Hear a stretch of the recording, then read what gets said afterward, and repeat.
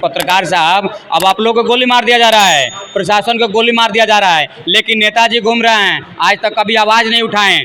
आखिर ऐसा क्यों बोल रहे हैं लोग?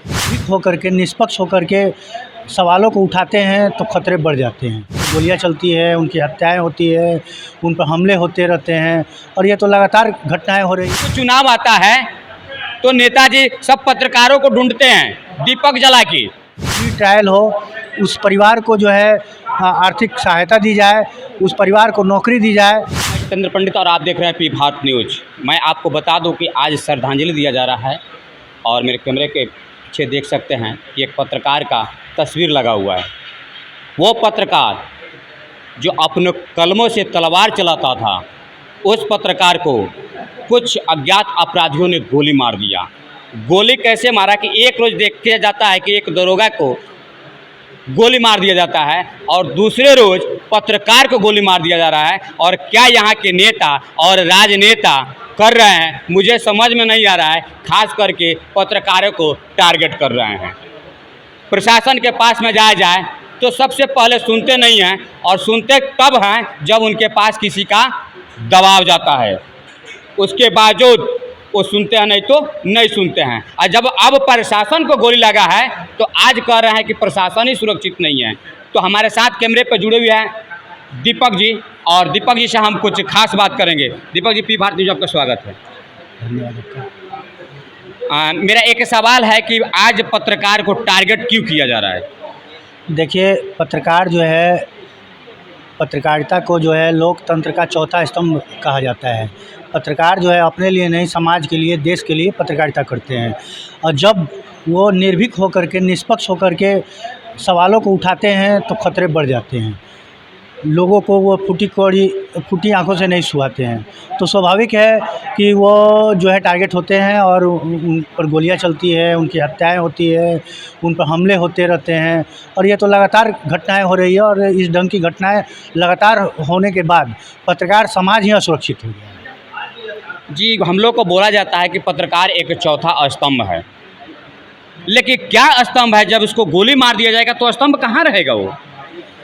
देखिए, पत्रकारिता का जो है मतलब पत्रकार तो न सरकार से उसको वेतन की सुविधा मिलती है, न संरक्षण मिलता है। पत्रकार फिर भी समाज और देश के लिए काम करते हैं। तो ये किसी से पूछ करके इस सेवा के लिए नहीं आते हैं। ये पत्रकारिता एक मिशन है और इस मिशन के तहत जब पत्रकार बढ़ते हैं तो उनके साथ खतरे बढ़ जाते हैं। तो स्वाभाविक है कि ये जो है लोकतंत्र का चौथा स्तंभ बहुत उसको जो है संवैधानिक कोई दायरा और दर्जा नहीं दिया गया है, लेकिन आम लोगों की भाषा में इसे कहा जाता है कि ये चौथा स्तंभ है। देखिए, कुछ लोग जब हम आ रहे थे तो सूत्रों के मुताबिक बोला जा रहा था कि पत्रकार साहब, अब आप लोगों को गोली मार दिया जा रहा है, प्रशासन को गोली मार दिया जा रहा है, लेकिन नेताजी घूम रहे हैं, आज तक कभी आवाज़ नहीं उठाएं। आखिर ऐसा क्यों बोल रहे हैं लोग? देखिए, अगर राजनीतिज्ञ सही होते, आज शासन सुशासन की ओर रहता, तो इस ढंग की घटनाएं न तो अधिकारियों के साथ होती, न किसी वर्दी वाले के साथ होती, न किसी पत्रकार के साथ होती। तो कहीं ना कहीं सवाल तो राजनीतिज्ञों पर ही है कि आखिर इस ढंग की कुव्यवस्था, कानून व्यवस्था का हनन आखिर कैसे हो रहा है। तो ये सवाल तो उन्हीं से पूछा जाना चाहिए कि इतनी बदतर स्थिति बिहार राज्य में या देश में कैसे बन गई, तो वो भी खासकर पत्रकारों के लिए। तो हमारे बिहार सरकार के जितने भी नेतागण हैं जो प्रेजेंट में अभी सरकार चला रहे हैं, कम से कम वो तो आवाज़ उठा सकते हैं। और विपक्ष में जो बैठे हैं, आखिर मौन क्यों बैठे हैं? इनके पीछे क्या लगा हुआ है? क्यों दबे हुए हैं कि किसी की गोली लगता है और वहाँ पे जाकर आवाज़ नहीं उठाते हैं, कहीं से मांग नहीं करते हैं? तो हम उनकी दर्पण कब बन सकते हैं, कब बनेंगे? मुझे तो समझ में नहीं आ रहा है कि ऐसा घटना जब घट रहा है और जब नेता ही नहीं आवाज़ उठाएंगे, और जब चुनाव आता है तो नेताजी सब पत्रकारों को ढूंढते हैं दीपक जला के कि कहाँ गए कि मेरा वाइट चला देते हैं, मेरा विज्ञापन लगा देते हैं। लेकिन जब पत्रकार के ऊपर पड़ा तो आज वो यहाँ नहीं आ रहे हैं सामने।